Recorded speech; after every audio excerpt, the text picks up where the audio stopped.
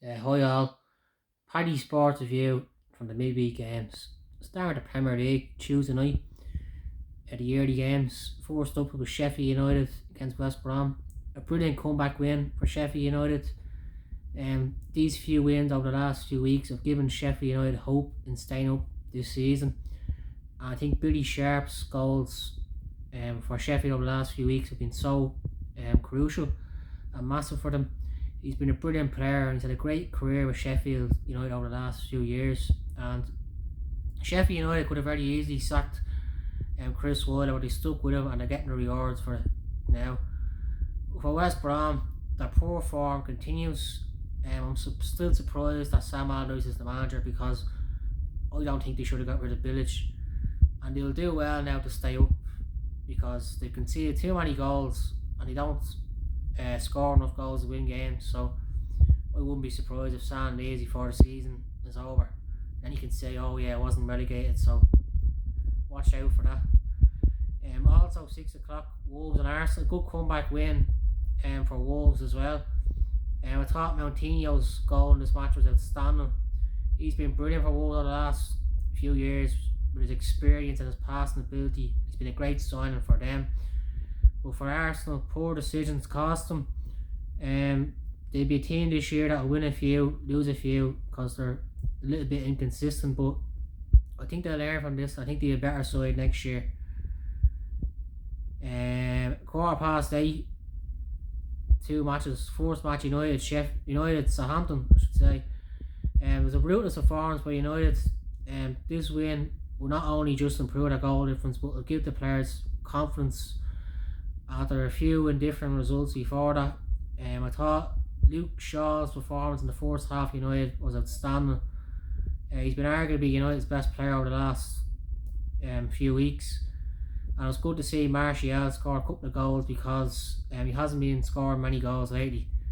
But for Southampton, it's a tough task going to Old Trafford and get results, and didn't help with a player getting sent after a minute. It was a poor challenge, but the second red card should have been a red because the Southampton player said himself that the United fella dived.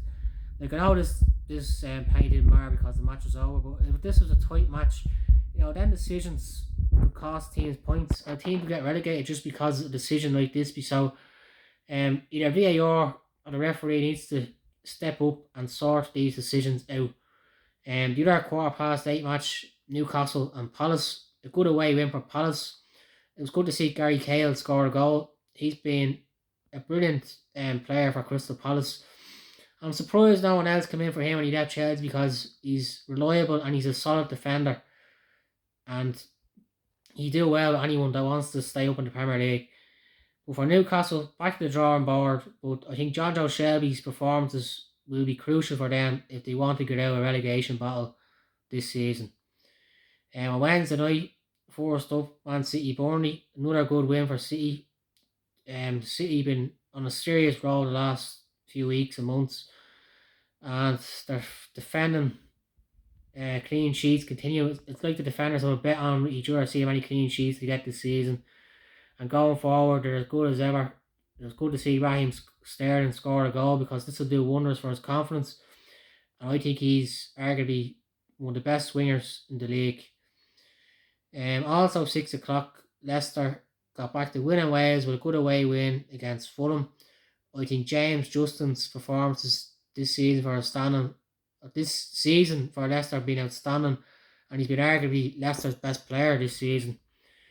At 7:30, Leeds Everton.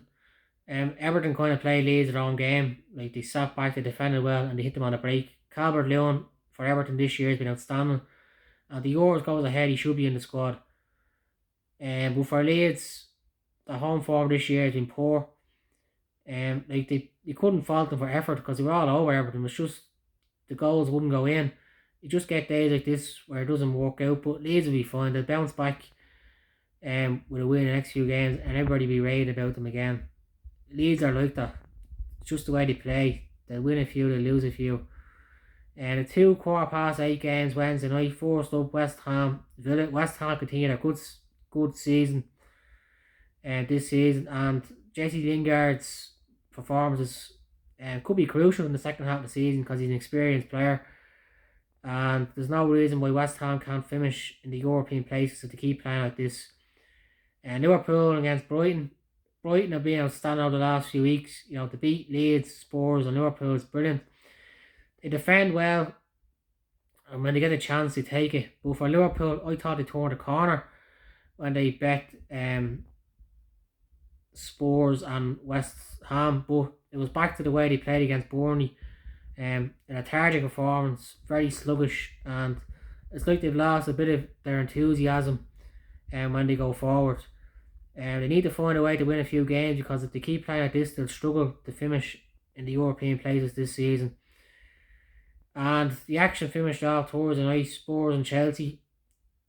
Wasn't a great game, but Chelsea got the important goal to win the match.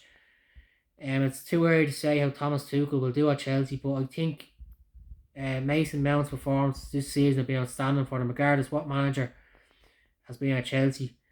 And for Spurs, too poor, too defensive. They can't use Kane's excuse, because they've too many good attacking players at the club, and they will struggle to finish the top four of the season to keep playing like that. In European football, Ronaldo does it again. He just keeps scoring goals, and he's breaking records for fun, and he's been arguably the greatest striker in the modern era. And Griezmann is loving the role as Barcelona's main striker. I think he will be Barcelona's future number 9. So I hope you enjoy the action over the week. Thank you.